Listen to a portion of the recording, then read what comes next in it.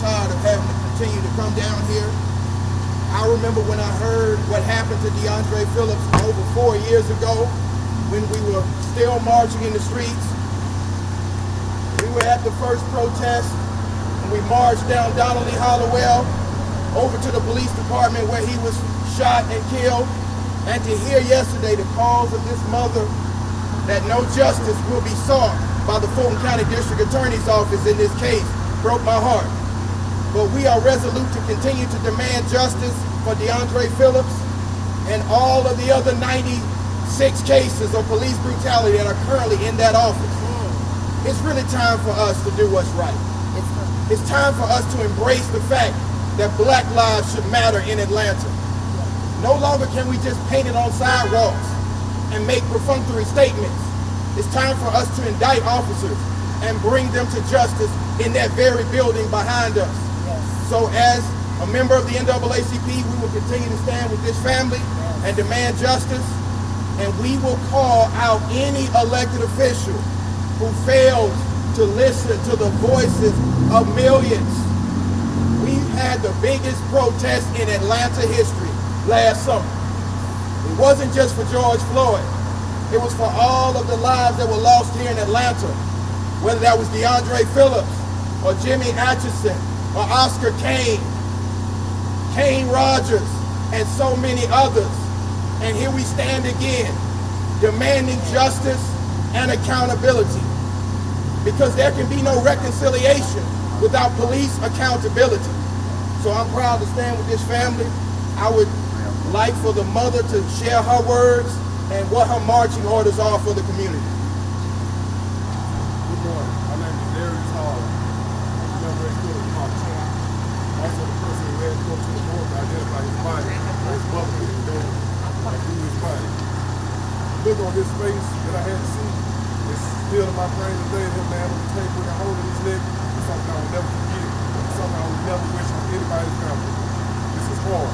We've been going through this for over 4 years and still no justice. Officer was lied 3 times under oath to change his story. First initial statement was he was being drugged by the car. That's why he shot him for his life. Once we got the video released, we seen that was a lie. And he ain't gonna change his story 2 more times after that. And they're not gonna justify it. They try to justify him and justify the shooting. I don't see how. We just want justice for my nephew. I want my sister to be able to have some peace. That's all. You couldn't say your name one more time. Darius Hall, D-A-R-I-U-S-H-A-L-L.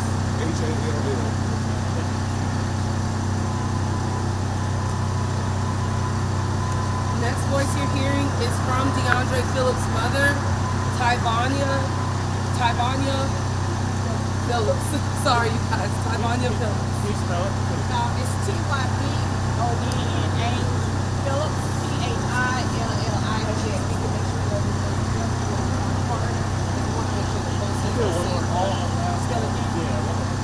So it's Tyvonna Phillips, Tybonna Phillips, Phillips.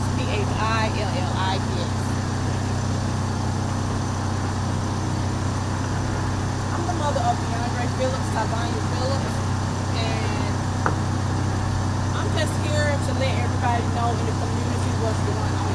Like, when we had to meet with Bonnie Willis on August the 10th, we literally had less than 24 hours notice. Like, so it was kind of like a little hush-hush situation. So when we got in, it was told that they would prosecute on the grounds that Deaundre Phillips was reaching for his gun. But initially, when it first happened, it was stated that he was being drugged.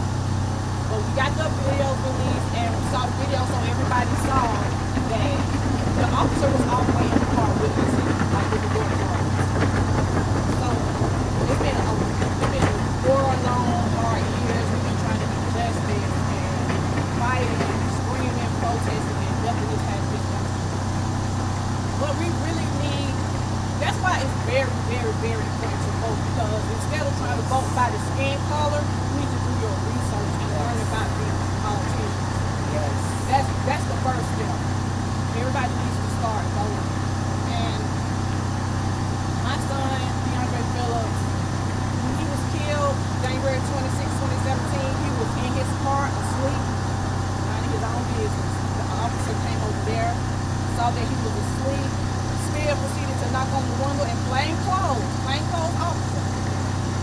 Proceeded to knock on the window, woke him up, he got out and complied. Yeah. He complied. He was talking. Don't know what was said because you couldn't hear. But all we know is they both ended up inside the car and next thing you know, he shot and killed. So Yasin Abdulahad has a history of violence. Like he got open cases right now of other people he's abused.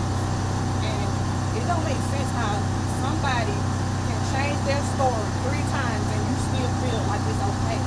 Like I really don't understand that. I'm confused, we're hurt, and we just want peace and we want justice. Like it don't make sense. Like, and the reason why these officers keep doing it is because they keep slapping on their hands. They need to be held accountable for their actions. And we just calling for community help, support, uplifting, and hopefully we can get justice for my son. That's the only way I'm gonna be able to rest if I get justice. And that's the only way it's gotta be. Thank you guys for coming and showing support for this family. Is there any questions from the media for his mother or for any of the community members or activists regarding this case, regarding Yasin? Is there anything else that can be done from a legal standpoint, in terms of, holding them accountable and perhaps overturning this decision? With any legal case, especially dealing with murder, there's no statute of limitations. So the DA has made her decision to close the case. It can always be reopened, and that's what I think the family is calling on.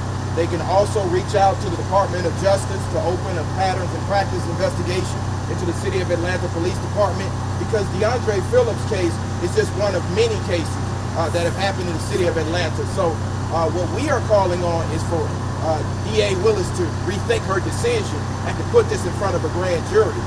But if she's not willing to do that, I'm sure the family, through their legal counsel, will reach out to the Attorney General of Georgia as well as the Attorney General of the United States, because there seems to be a pattern in practice of pushing these under the rug, and we need to get to the bottom of what's happening in the City of Atlanta.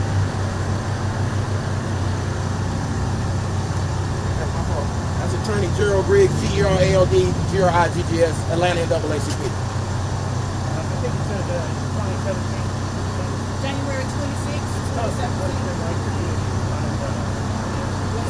Well, since then, I've been diagnosed with PTSD, anxiety, and depression, and it's just been hard for the fight. It's been to get all the way to 4 years to just be let back down. Like,